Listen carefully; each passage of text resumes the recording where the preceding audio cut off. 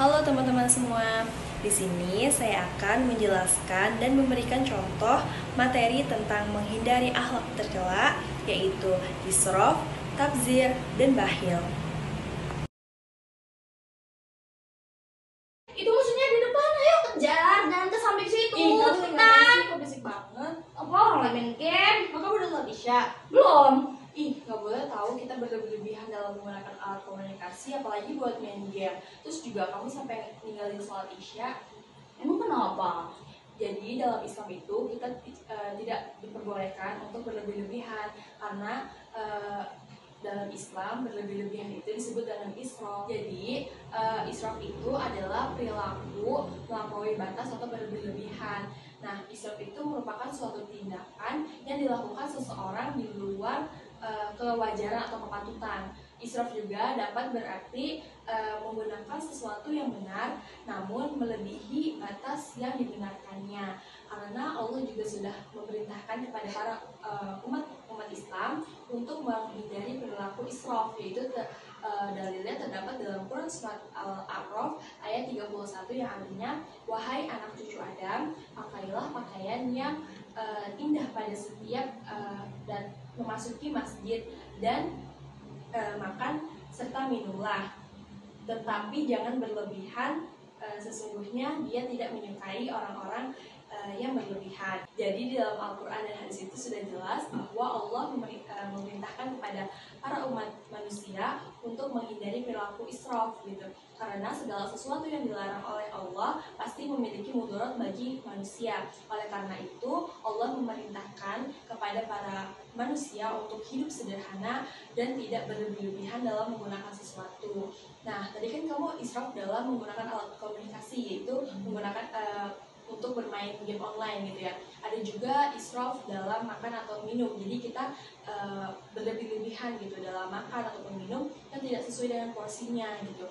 Terus juga ada israf dalam hal ibadah gitu. Kita lebih mementingkan ibadah sunnah dibandingkan ibadah wajib. Jadi dampak dari israf itu bagi manusia adalah Allah sudah memberikan rezeki kepada kita. Kita harus menggunakan rezeki tersebut gitu untuk hal-hal yang sewajarnya saja, tidak berlebih-lebihan gitu. Jadi itu dampak dari israf. Oh gitu ya, makasih ya penjelasannya. Aku mau sholat dulu ya. Iya. Bunga, Habis dari mana? Aku habis dari belanja baju nih. Loh, bukannya kemarin kamu habis belanja ya? Iya, soalnya baru gajian. Kebetulan juga tadi di mall ada diskon besar-besaran gitu. Jadi aku tergiur buat beli baju. Tapi kan kita dilarang untuk menghambur-hamburkan harta untuk membeli barang-barang yang tidak bermanfaat. Emang kenapa nih? Nih, jadi di dalam Islam itu dijelaskan bahwa menghambur-hamburkan harta itu disebut dengan tabzir. Nah, tabzir itu adalah perilaku berlebih-lebihan atau menghambur-hamburkan harta untuk kesenangan diri sendiri gitu. Jadi tabzir itu sama aja dengan boros gitu. Jadi perilaku dengan tujuan untuk memenuhi kesenangan diri kita tanpa memperhatikan manfaat dari barang yang kita beli tersebut gitu. Nah, jadi Allah juga sudah memerintahkan kepada para umat Islam untuk menghindari perilaku tabzir ini gitu. Sudah dijelaskan dalam Quran surat Al-Isra ayat 26 dan 27 yang artinya, dan berikanlah haknya kepada kerabat dekat dan juga kepada orang miskin dan orang yang dalam perjalanan, dan janganlah kamu menghambur-hamburkan hartamu secara boros. Sesungguhnya orang-orang yang memboros itu adalah saudara setan, dan setan itu sangat ingkar kepada Tuhannya. Quran surat Al-Isra ayat 26 dan 27. Nah, jadi perilaku boros itu termasuk kepada hal yang batil, dan seluruh perbuatan setan pasti itu mengandung kepada kebatilan, sehingga tindakan yang dilakukan oleh orang yang boros mempunyai kesamaan dengan perbuatan setan, sehingga Allah menempatkan orang yang boros sama seperti saudara dari setan gitu.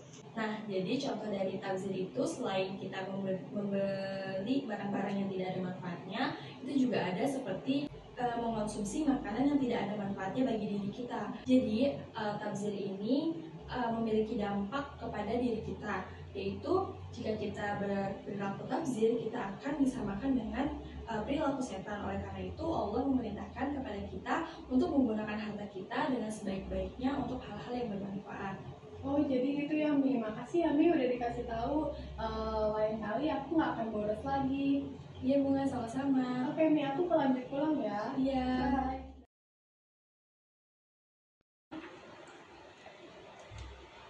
Bunga, kamu lagi ngapain? Mi, ini aku lagi scroll GrabFood soalnya tuh lapar banget. Tapi skincare di rumahku habis. Aku beli skincare aja deh. Gak boleh tahu Bunga kayak gitu. Kenapa emang Mi? Karena perbuatan tersebut termasuk ke dalam bakhil atau kikir. Dalam Islam, bakhil atau kikir adalah menahan harta yang seharusnya dikeluarkan. Nah, bakhil adalah menahan hartanya sendiri, yakni menahan memberikan sesuatu baik pada diri sendiri ataupun kepada orang lain. Nah, Allah juga sudah menjelaskan sifat ini di dalam Al-Quran. Quran surat Al-Imran ayat 180 yang artinya sekali-kali janganlah orang yang bakhil dengan harta yang Allah berikan kepada mereka dari karunia-Nya menyangka bahwa kebahilan baik bagi mereka. Sebenarnya kebahilan itu adalah buruk bagi mereka. Quran surat Al-Imran ayat 180. Nah, adapun dampak dari perilaku bakhil ini adalah mengikuti jejak setan, terus juga terhalang masuk surga, dan juga menimbulkan malapetaka bagi orang yang bakhil atau yang kikir tersebut.